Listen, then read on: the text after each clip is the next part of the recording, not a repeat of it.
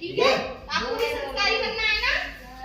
माता पिता अपने प्रथम गुरु, भगवान ईश्वर जो कुछ होते हैं अपने माता पिता होते हैं, क्योंकि हमें इस पृथ्वी पर कौन लेके आता है, हमें जन्म कौन देता है, माँ देती है ना, तो उसमें पिता का भी सहयोग होता है। इसलिए हमें प्रथम भगवान हमारे कौन है, माता पिता। हमें सुबह जगकर अपने माता पिता को प्रणाम करना चाहिए, उनके पैरों को स्पर्श करना चाहिए, उनका आशीर्वाद लेना ही भगवान का आशीर्वाद लेना है। ठीक है, अब मैं तुम्हें एक कहानी सुनाऊंगी श्रवण कुमार की, ठीक है, ध्यान से सुनना। हाँ, अच्छी वाली, ठीक है, इंटरेस्टिंग है, ध्यान से सुनना। श्रवण कुमार का उदाहरण जीवन में कई बार सुनने को मिलता है। कोई भी कहता है ना, किसी के मुंह से भी सुनो, कहीं भी बैठो आप, तो लोग कहते हैं कि पुत्र बनी रहते हो श्रवण कुमार जैसा। तो वो कह रहा है वह अपने माता पिता की सेवा भक्ति के लिए प्रसिद्ध है। उनके जीवन का उद्देश्य माता पिता की सेवा करना था। श्रवण कुमार का एक ही उद्देश्य था, ओनली अपने माता पिता की सेवा करना, इसके अलावा और कुछ नहीं करना। आइए इस कहानी को पढ़कर एक आदर्श पुत्र के बारे में जानते हैं। हम जानेंगे इस कहानी में कि एक आदर्श पुत्र के क्या क्या आदतें होती हैं, क्या क्या उसमें गुड हैबिट होती हैं, यानी अच्छी आदतें। हम एक अच्छा पुत्र पुत्री कैसे बन सकते हैं, अपनी माता पिता की नजरों में हम कैसे बन सकते हैं।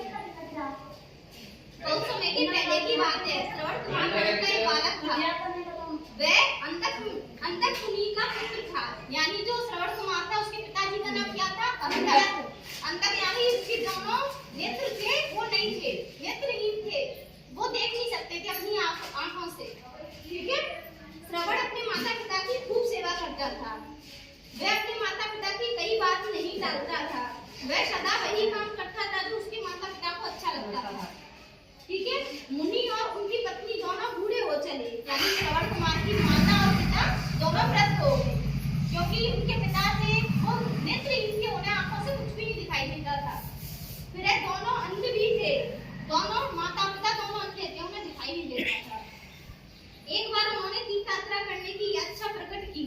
इन दिनों आजकल की भांति सवारियां नहीं होती थी, इसलिए श्रवण कुमार ने एक बैगी बनाई और उसमें अपने माता पिता को बिठाया। बैगी यानी एक बांस से टोकरी, बैगी यानी बांस से एक टोकरी बनाई जिसमें वो उनको बिठा के ले जाया जा सके। अब तो बस, ट्रेन, कई सारी सुविधाएं, एरोप्लेन, इससे भी आप रह सकते हो, लेकिन पहले सुविधाएं उपलब्ध नहीं थी, यातायात का कोई साधन नहीं था। अब आप किसी से भी जा सकते हो। ठीक है, तो फिर उसने अपने माता पिता को बिठाया, वह बैगी अपने को कंधे पर रखकर माता पिता को यात्रा कराने निकल पड़ा। माता पिता को इससे बड़ी प्रसन्नता हुई।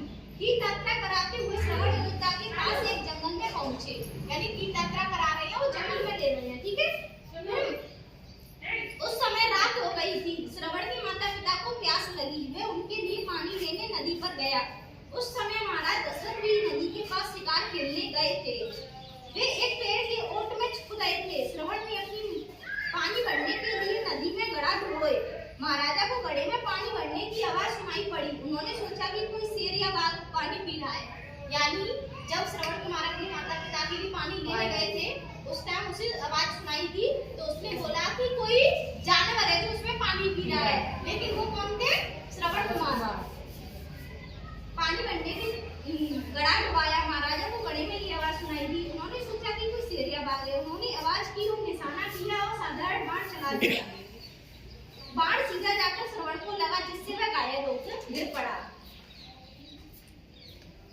जब महाराजा दशरथ वहां पहुंचे तब उन्होंने बड़ा दुख हुआ। महाराजा को देखकर श्रवण ने कहा, महाराज मेरे अंध माता पिता यहाँ से थोड़ी दूर पर पेड़ के नीचे बैठे हुए हैं, उनको प्यास लगी है, आप उन्हें पानी पिला दीजिए। इतना कहकर श्रवण ने प्राण त्याग दिए।